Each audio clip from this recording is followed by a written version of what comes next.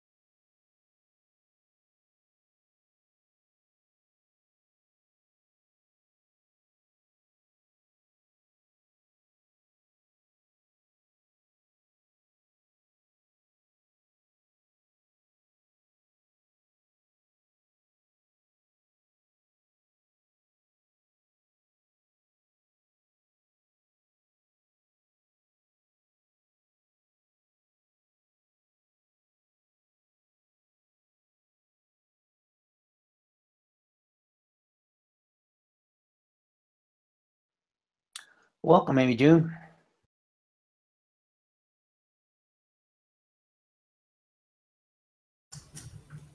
Hey everyone. So Mark has set up the Hangout room if you want to join the participation in this section, but if you want to go to the live dashboard and put your comments there, you can as well, or on Twitter. Just tag one of us, Damien or Carrie. I'm thinking we'll give it like one more minute and then we'll get started with the presentations and official intros. So hang with us for a few more.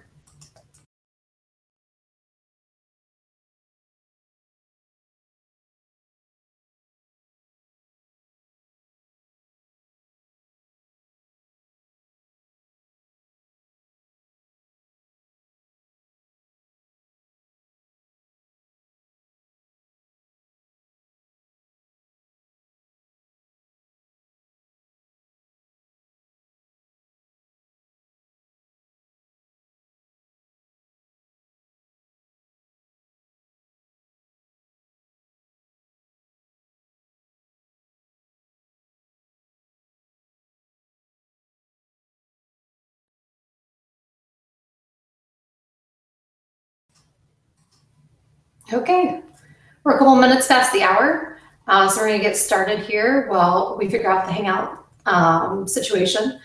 But of course, like you said, we said earlier that if you have any questions or any throughout the presentation that Damien's doing, just let us know.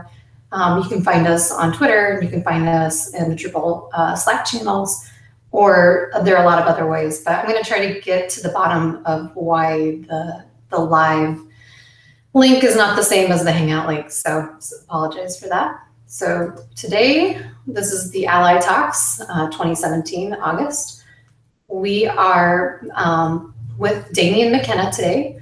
He is at Twitter and Drupal at Damien McKenna, DAMIENMCKENNA. Today, our topic is accessibility issues in Drupal and what you can do to fix them. So last month, we were graciously presented with information from Andrew McPherson, who is one of the core Drupal maintainers, about the status of the Drupal 8 and accessibility. And so now we're going to be talking about how do you fix those. So he's going to talk, Damien today is going to talk about the next step in resolving the issues after we indicate what those issues are. So first he's going to touch on why we should contribute and then how we're going to contribute, including the patch process on Drupal.org. If you have any questions, again, let us know during the presentation and we'll address them at the end. But until then, Damien, free to take it away.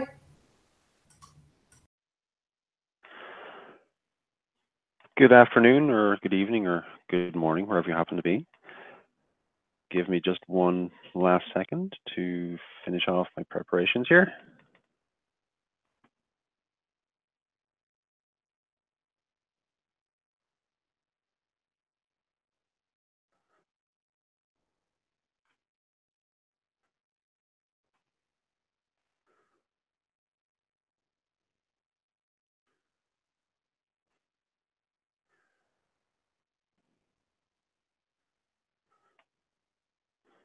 Too many windows and tabs. Okay. All right. Let me start off screen share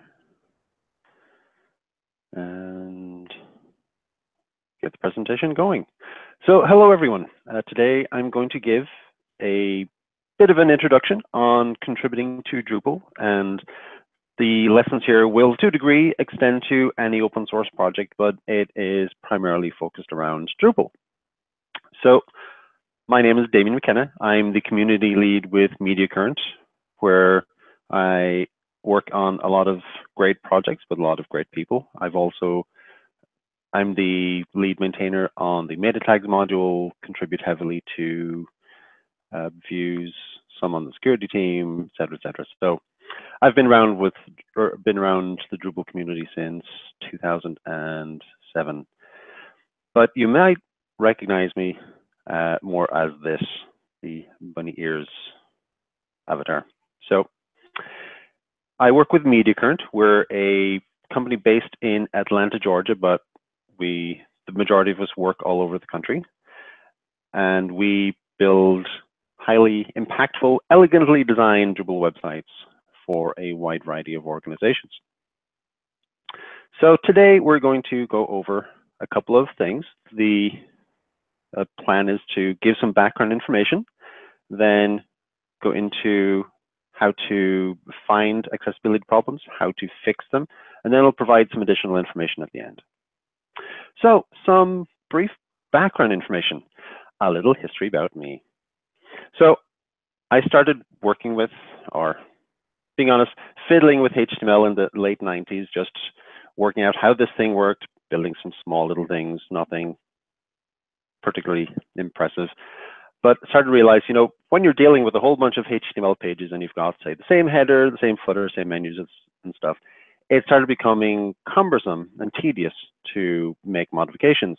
So then discovered a thing called server-side includes, the SHTML file extension that you'll often find, or not so much anymore, but back in the day. So it lets you split off certain pieces and put them in separate files. So you could have your header in a separate file that was to make it uniform across your site.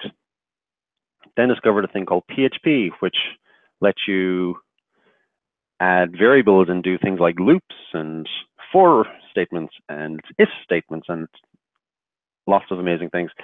And also a thing called MySQL, a database where you could put your content that you're modifying regularly into a database and then not have to deal with fiddling with Notepad or whatever, and you could easily make changes there. And then just have a small set of physical files. And then I discovered people were making libraries of functionality in classes that you could, instead of having to build entire systems, you could say, find a library that gave you a database abstraction layer or some wrappers for dealing with forms. Then I discovered people were building entire systems and making the entire thing available for other people to use. So along the way, I discovered this whole thing was building to a standard concept, a content management system, a website that manages the content it is displaying. So a CMS will have a way of managing the content, the files, the users, so you can have different users doing different things, and it'll have APIs for you to extend and improve upon the system. So it's kind of like a website on a stick. So along the way, I also discovered there's a thing called open source that a lot of these CMSs were adhering to. And according to a reasonable definition, it's a computer software with its source code made available with a license in which the copyright holder, the person who creates it, provides the rights to others to study, change, and distribute the software to anyone and for any purpose. So the whole thing is open. So you have software you can obtain and collaborate on and work and build collaboratively. You can work with huge communities, like the Drupal community has annual meetings where thousands of people attend and work together and learn together. It's a kind of a democratic process to improve the software. You can share improvements. So when you find something, say you find a bug and you fix it, you share it out and other people can take advantage of it.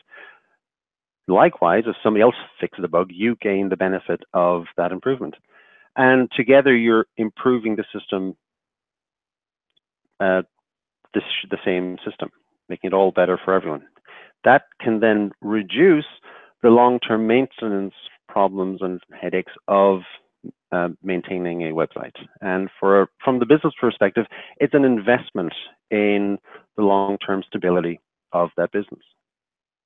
So some common features you'll find with good open source is, well, obviously you'll have the code available. You have an open license that gives people the flexibility to modify it and redistribute the changes.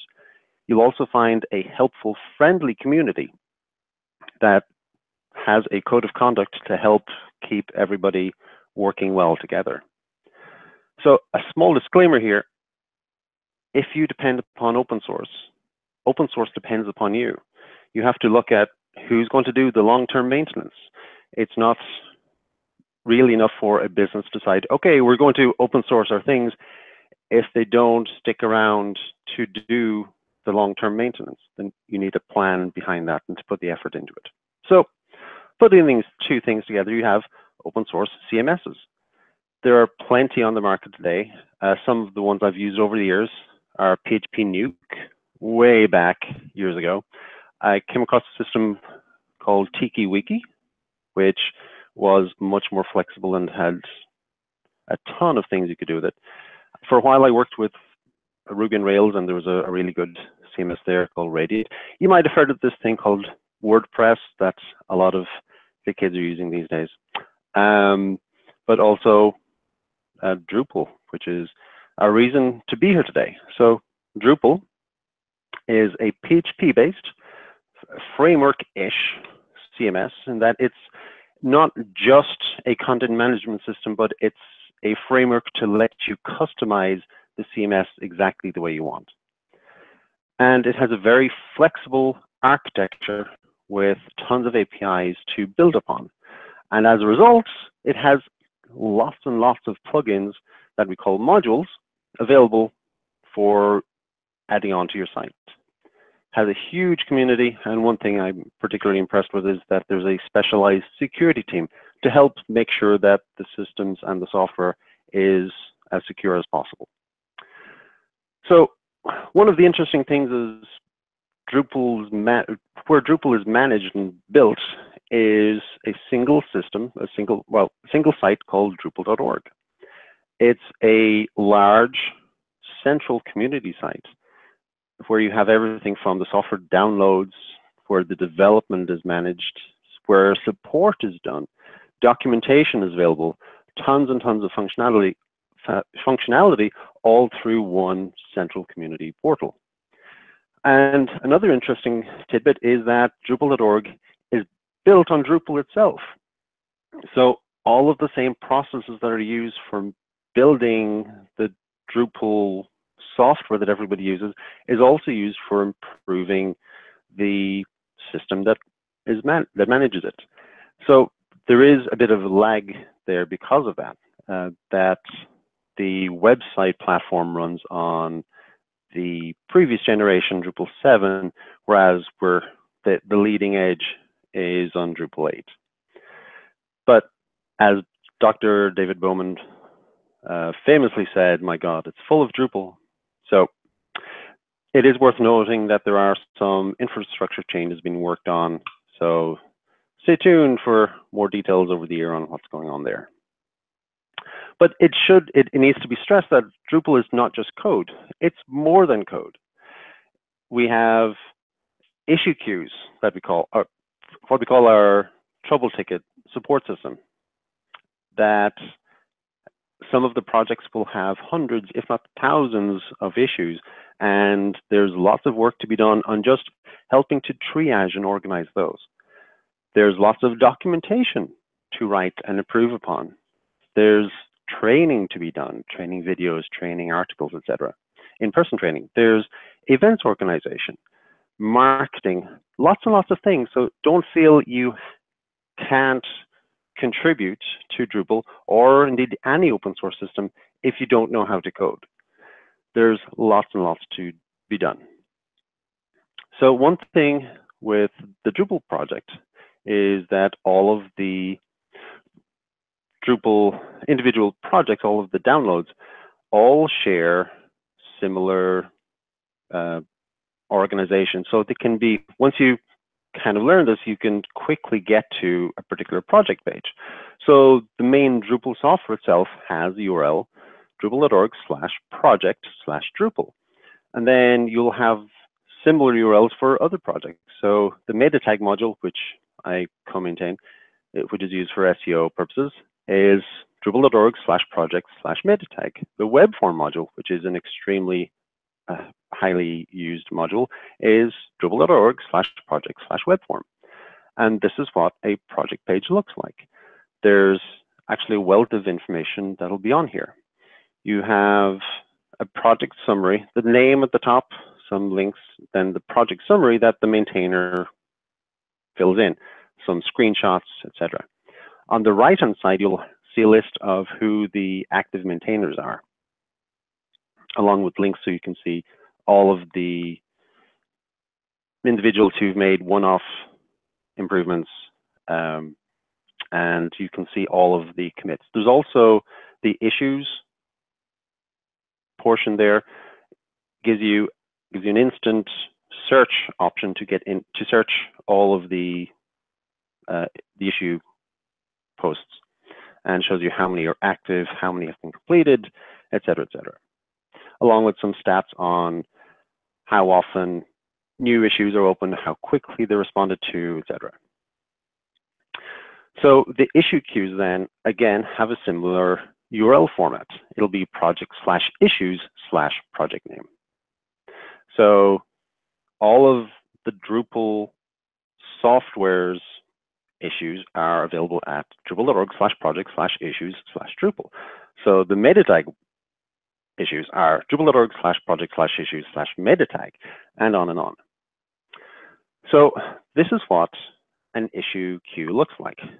It's fairly straightforward. You have some filters at the top, and then you have a running on list, a paginated list of all of the issues that are in that particular project. The idea is that things are worked through until they're closed. Once they're closed, they hide or they disappear off of this list. But you have a number of different columns. By default, it sorts them based upon how recently somebody posted a comment on it. And you can see here the last updated column is the one that has been sorted by, but you can just as easily sort them by, say, component or a version or the number of replies. So going into an individual issue itself, you have, they will all follow a very similar format. You have the summary on the top, the title, and then the description summary. Underneath that, you have a list of the uploaded files. Could be patch files, could be screenshots, whatever somebody needs to go with it. Under that, then you'll have the list of the comments, the ongoing discussion that everybody's having about this particular issue. On the right-hand side, you'll have a lot of meta information, which lists, again, obviously the project name, just to make it clear. It also mentions the version number of the software of the project that this is in relation to. In Drupal, there's the kind of policy that improvements and fixes are made for the newest version and then backported to the previous version. So you'll see that very commonly, that somebody will say, I've got this bug in, say, the Drupal 7 version. The maintainers or other community members will say, well, let's take a look and see if the problem is in the newest version for Drupal 8. And then they'll look around there, try and fix or add the improvements there, and then backport whatever changes are needed to the previous version. There's a component option, which lets you add an extra layer of categories. So you can say, have one category for internationalization, one category for dealing with the user interface, say one for documentation, etc., etc.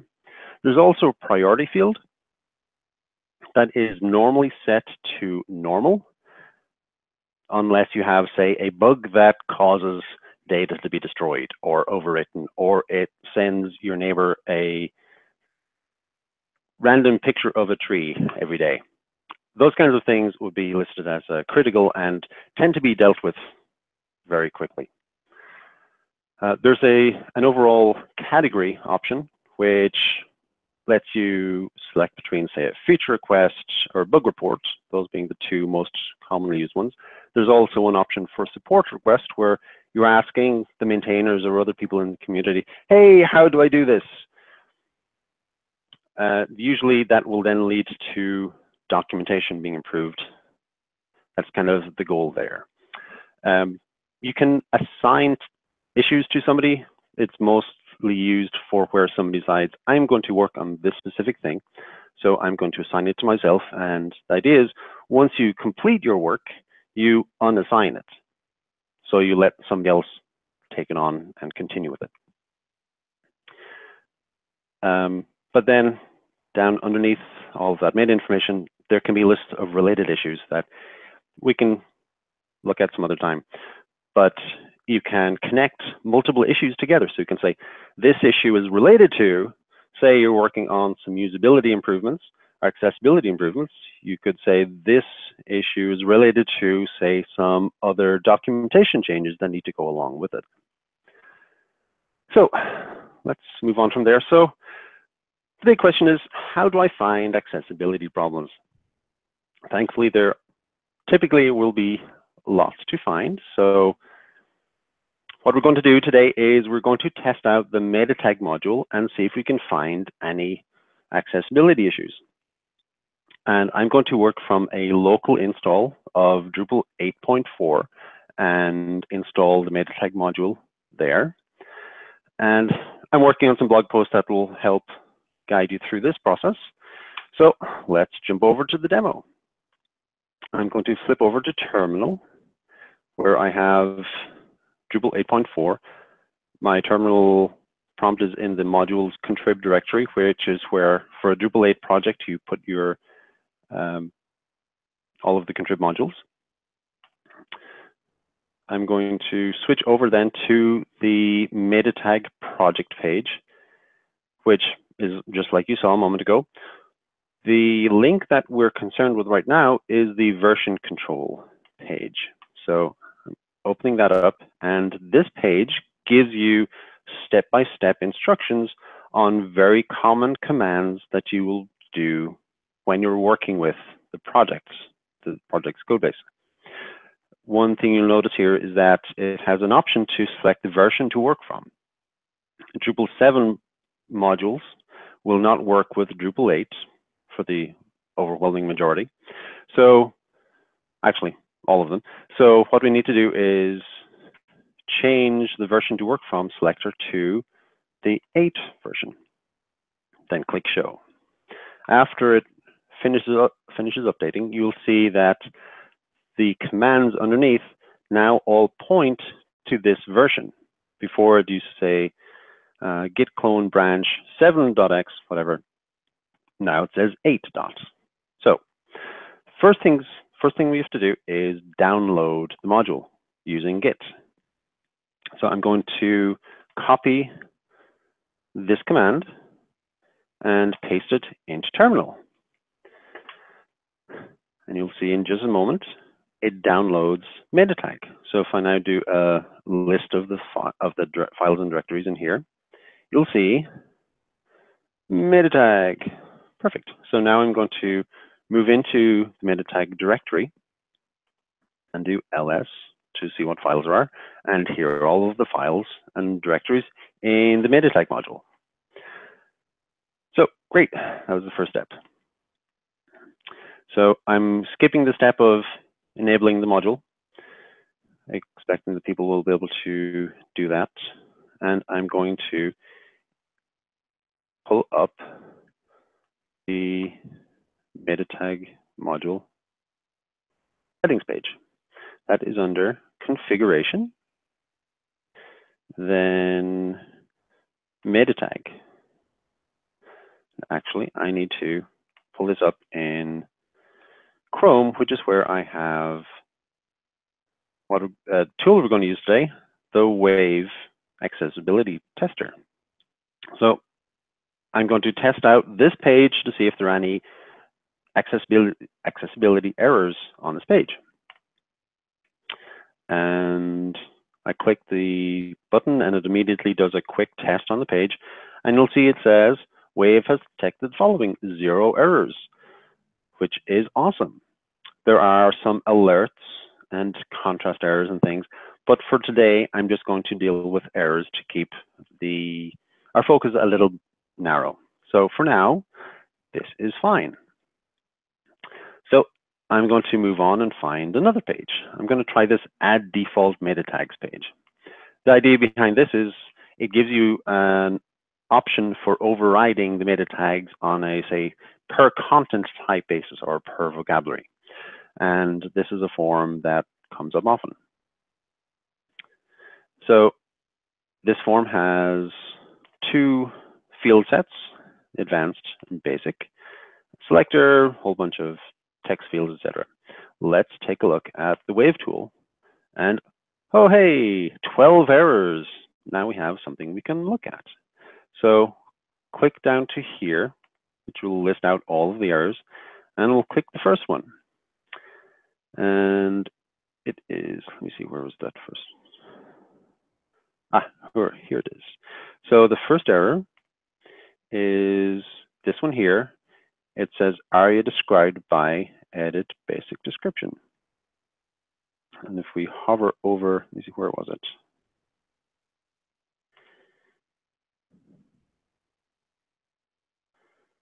Something's hiding when they hover, but the problem is, sorry, no, it's a broken aria reference.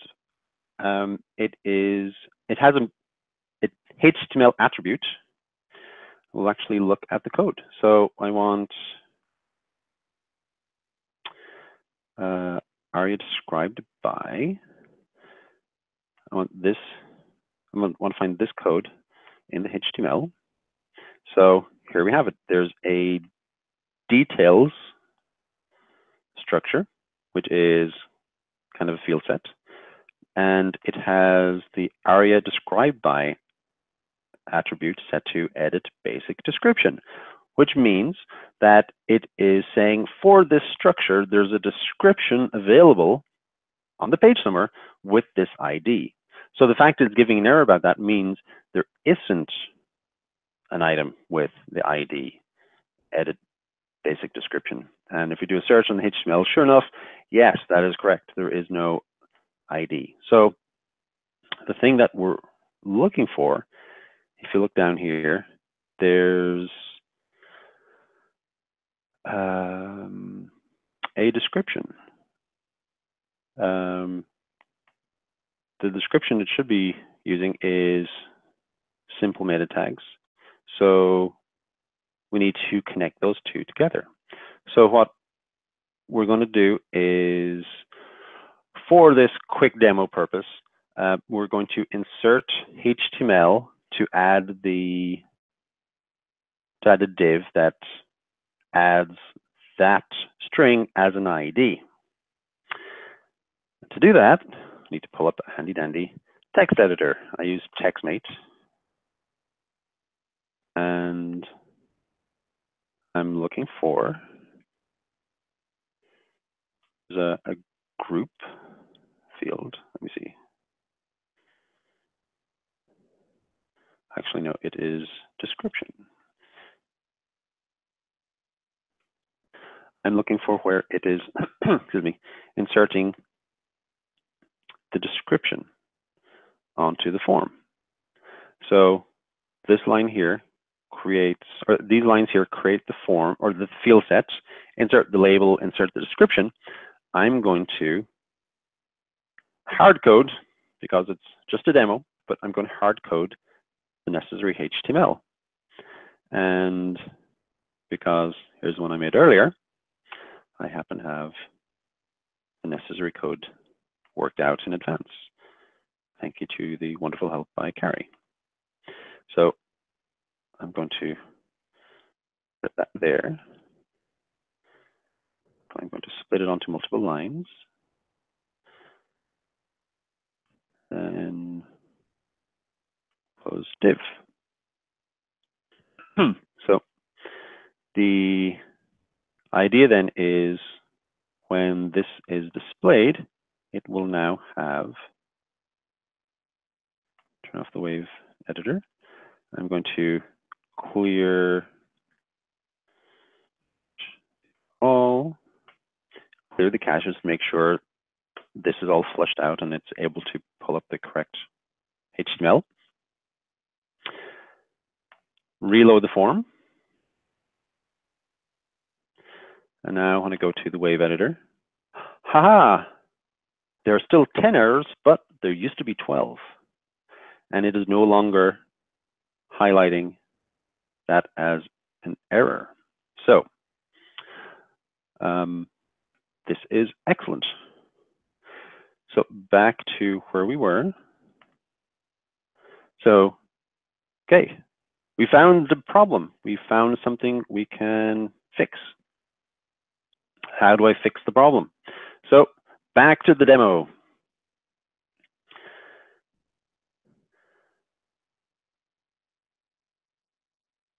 So, we've worked out the, we've worked out the changes in the code that need to be made. So now we need to upload our fix. So because we're using Git for all of the code management, Git has a command to tell us what changes we made. That is git status. And that says we've made changes in this one file. If I do the git diff command, it shows the changes that were made. The minus character, the first minus character at the beginning of the line means that line was removed, and the plus means these lines were added. So it replaced that first line with these lines. And that is perfect. Now, this is great. So what we need to do next is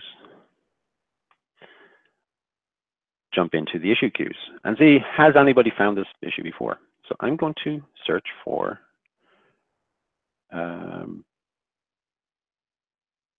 aria, or I'm by, and do Drupal 8 but there aren't any issues where somebody is saying they found a problem with described by. So what we need to do now is create an issue. There are some instructions provided here that each project will customize as needed. But one thing to note is if you find something that is a security issue, there is a completely separate process for doing that. We're not going to get into that today, but for now, we're just going to follow the simple steps here. So first thing we need to do is give a title. So we will fill in something like ARIA errors on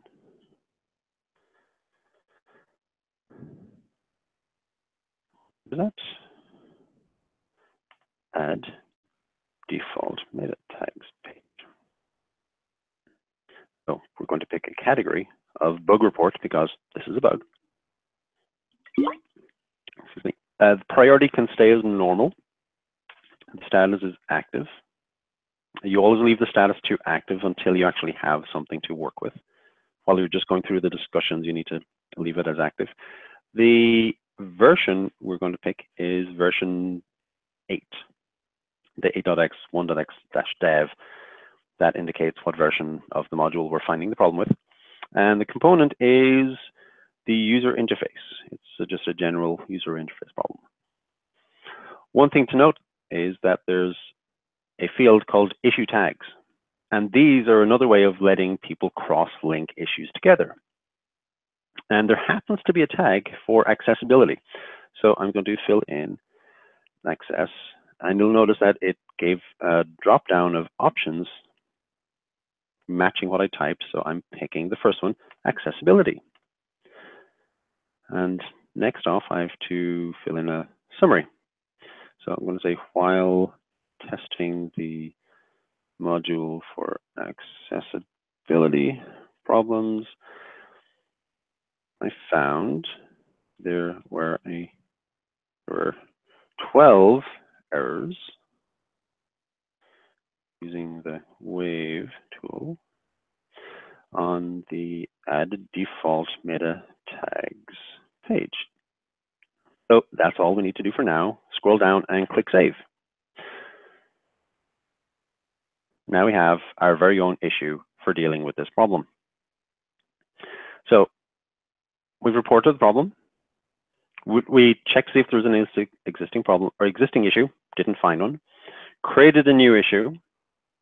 Now we have the fix we made earlier. So we need to get the fix onto the website. Rather than copying and pasting this and trying to paste it in as code, what we're going to do is upload this as a file. And we use the format known as a patch file. And all that really is just this inserted or saved into a text file.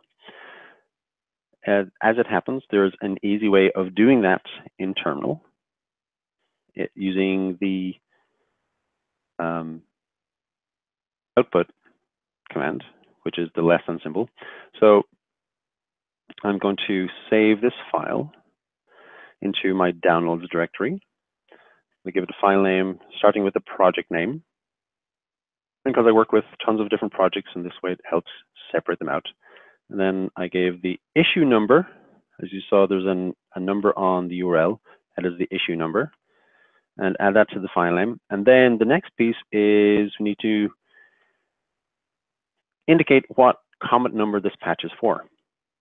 So you'll notice that there's a number 1 there. Every issue automatically starts off with a comment for it being created, or for the issue being created. So the next comment will be number 2. So I need to give a suffix of 2, and then the extension patch,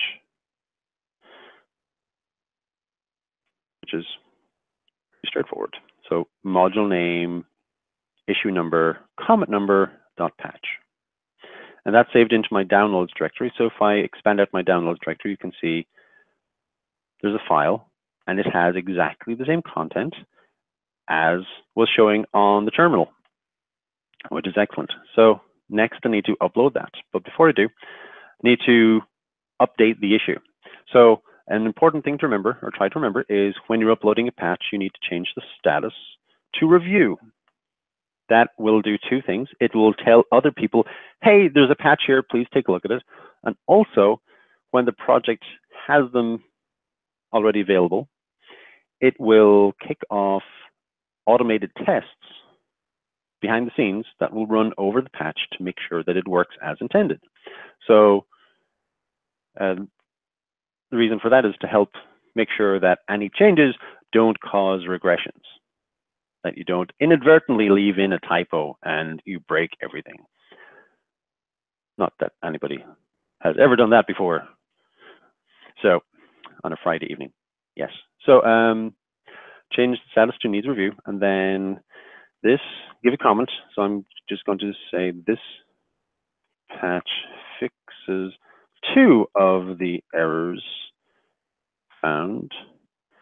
The rest can be worked on incrementally. We'll scroll down to the files section and drag over the file that I want.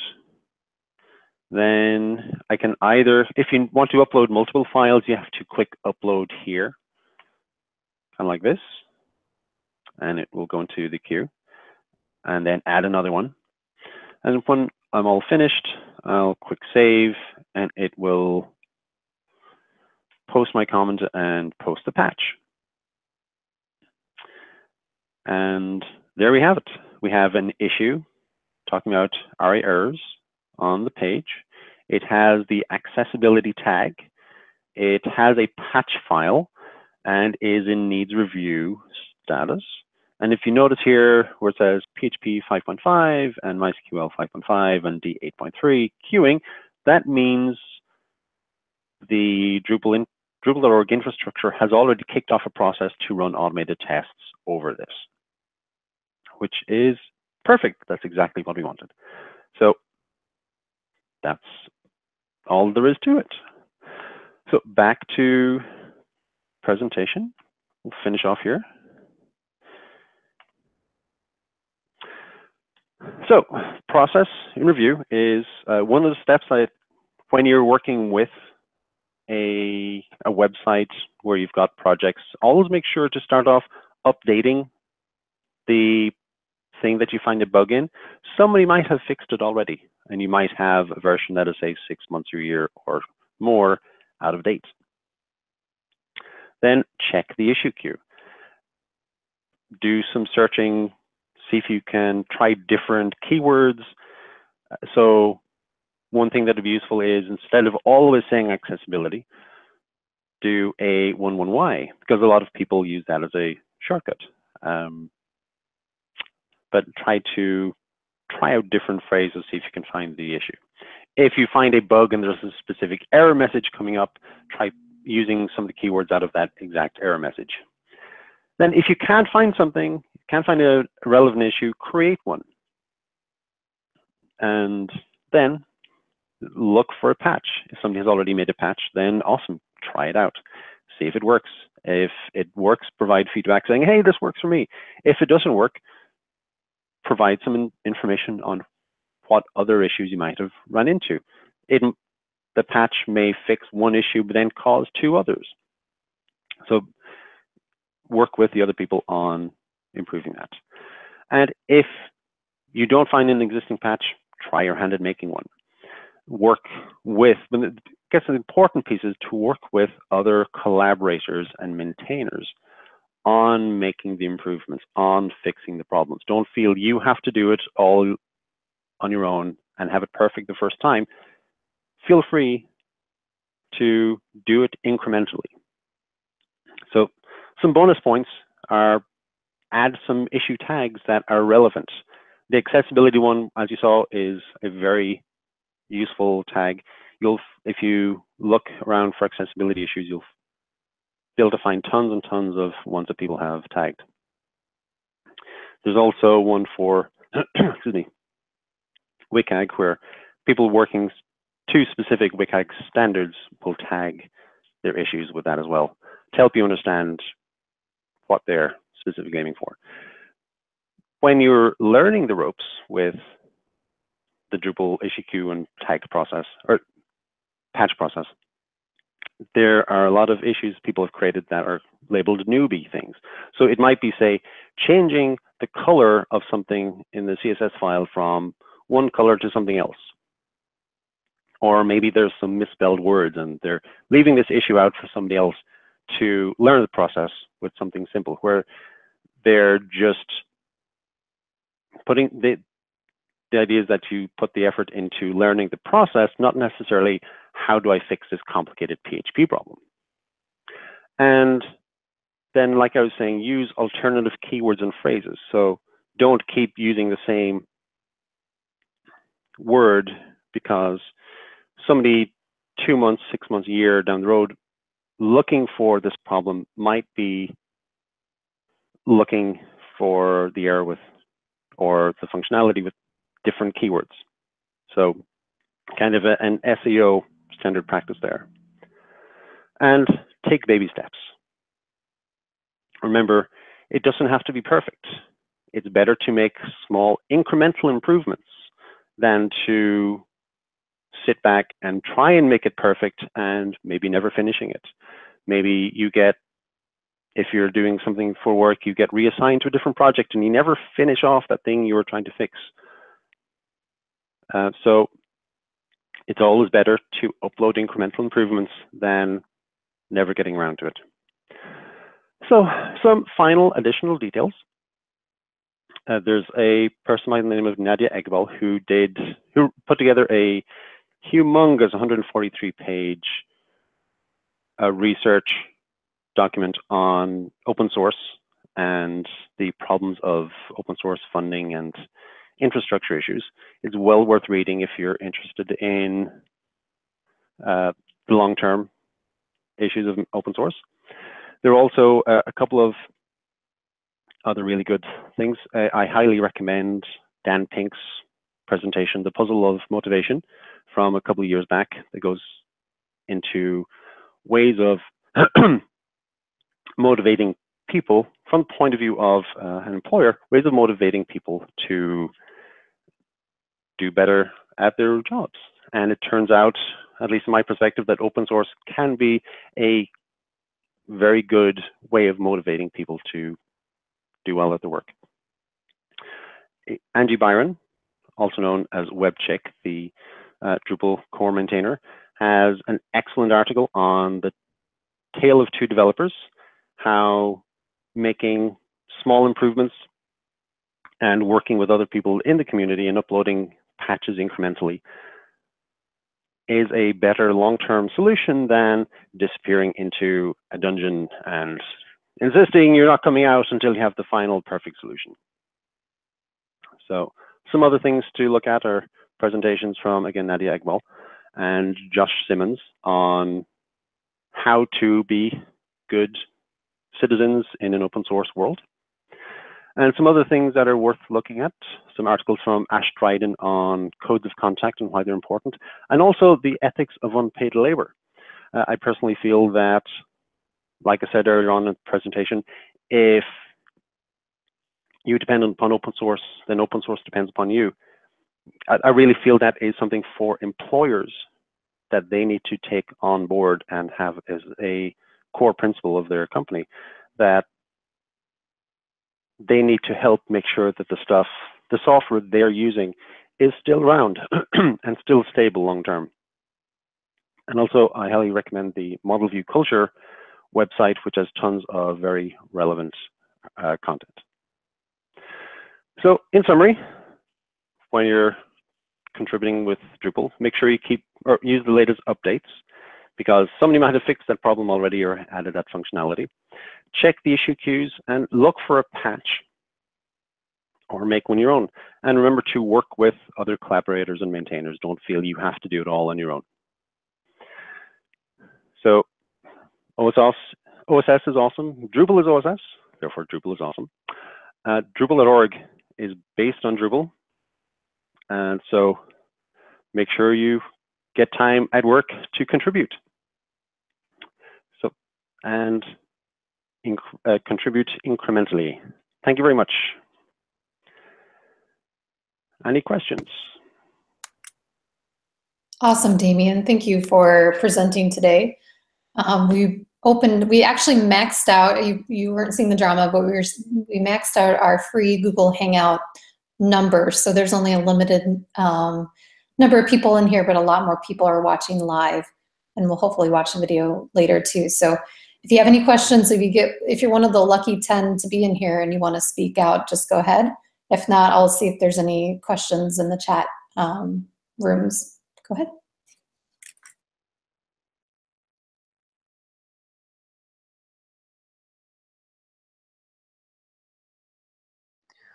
And if you're having problems unmuting yourself, let me know in the chat in here.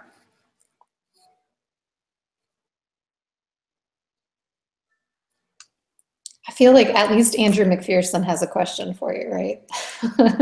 So this is kind of piggybacking off of Andrew's presentation that he had last month about kind of Drupal core and Drupal 8 and accessibility and how that kind of plays a role in all that. And so Damien's presentation was a jump off of that. Like, okay, so now we know there are issues and kind of where those issues are located. Like, how do we fix those? So I don't know if there's any other pro tips that you guys want to share with the rest of us, like newbies and people that have been around as well. We can always learn from others. So feel free.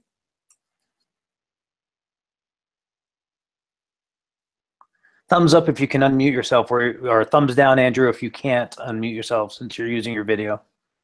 Yeah, I don't really have a question, but there was a point I wanted to make. It was when Damien showed us the bug that he fixed, which was the broken area reference, and I think that one hadn't occurred to me. That was for a lot of module maintainers, they're building kind of admin interface to their module, and by and large you're just defining that in form API, and you're not really dealing with HTML or CSS at all. You're just going with the default styles that live in Drupal's admin theme. But that broken area reference is a really good example of something that it is up to a module maintainer to be able to make sure that the custom interface for their own settings can be understood. And I think maybe we ought to document that particular issue that you showed us, because we see those details elements in lots of contrib modules in the settings form. I expect other modules have got exactly the same problem. Yeah, while I was looking for something to do as a demo, that was an obvious, meta tag was an obvious one, and while checking through what I was finding to see if somebody else had reported the problem, it turned out there's actually a core issue related to the described by element on a field set, and actually just the form API as a whole, that it's not doing them correctly. So there is actually a core issue that this is a symptom of. Not sure offhand which one it is, but I can find it. We have a comment here from Rachel Lawson as well. She said that she'd love to double the loudness of working incrementally, so you don't have to fix everything all in one go. Make the issue, make a comment or whatever, but do it. A little contribution is better than none. So I think that's kind of a good point. I don't think she ended up making it into the Hangout chat, but I wanted to say that, reiterate that point. And if you guys have any follow-up thoughts on that comment. Especially as like as a maintainer of core or a module, like, is that something that you like to see too, is that you at least have an issue, even if somebody hasn't made any progress on it, that you at least are aware of the issue so you can attack it later? Yes, definitely. So often as a maintainer, with my maintainer hat or ears on. I don't have my ears on. Okay. There we go. So as a maintainer, you don't get to use your software in a huge number of different use cases. So people will be using your software with who knows what other combination of things, and will run into problems you'd never even thought of.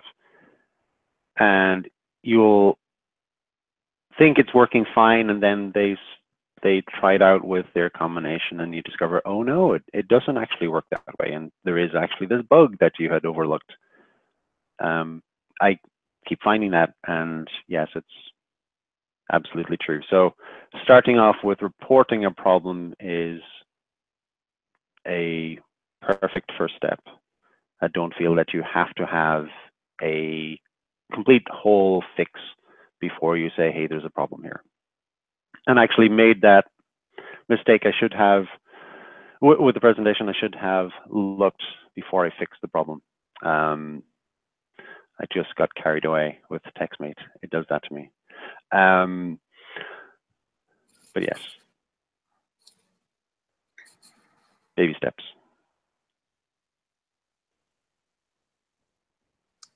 Yeah, and moving forward slowly is a lot better than not moving at all. I actually run into that issue a lot where things get stale and then you don't know where you are. And then all of a sudden it's like, is this still an issue? I don't know. 5 years later, 3 versions of Drupal later, you know, stuff like that. Yeah, and isn't it true that once you have an issue and then you make a comment on it, it'll jump back up to the top of the list if someone's looking at issue queues. So in theory, like, you know, little pieces might help you get more traction or more visualization from others as well.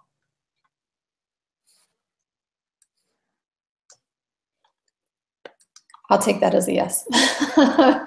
Cool. Well, if there's any other comments or questions, Damien obviously is in the Drupal channel and is on Twitter.